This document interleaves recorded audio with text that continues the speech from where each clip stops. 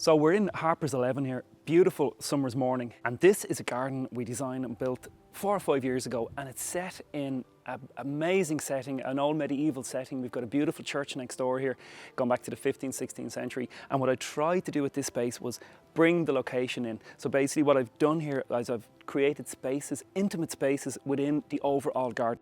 This is for public use, but it's also for the client's use. When the restaurant is closed, it becomes the family's garden as well. And I just love the idea of creating spaces where people can escape to. And I think that's what we've done here over 4 or 5 years. We also have tweaked it over time, and that's a big part of my job as well. That's what I love about design. Design should be an ongoing process. And in this garden, that's what we do. Every few weeks we tweak. We might plant something extra, we might take something out. And again, I'm mindful of the general public coming in as well. The garden is a bit of a hidden gem here. People are very surprised when they come in because they expect a small cafe to the front, and when they come out they're really amazed at what's here in the middle of the town.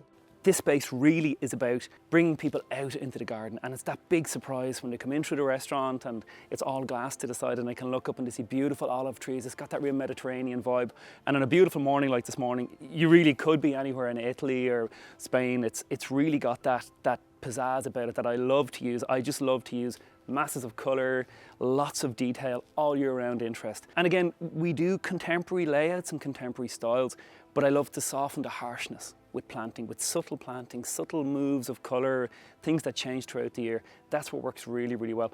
And in Wexford here, we're blessed with this site. It's in the centre of town. It's very, very private as well, and there's very little wind here as well. Being so close to the sea can be problematic for some of our gardens, but this place is great. You've got the medieval walls, you've got a house going back to the 1630s here behind us.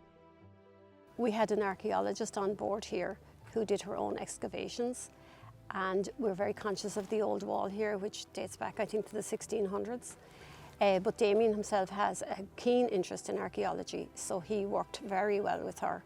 And she was really pleased with the amount of topsoil he had put in, with the sympathetic way that he had worked with the site, being so old. And she was extremely pleased regarding the wall, because she said he has actually supported the old wall with the work he's done. Because potential archaeology in the ground, everything here is shallow rooting. So the birch trees, the olive, we raised the area maybe by about 300 mil, just so we wouldn't disturb anything underneath. And that's really, really important to me as well, that we create gardens that can sit perfectly on what's gone before, meld into what's gone before. In essence, when people do come out here and with a cup of coffee, they should be transported. It's just got a lovely vibe about it.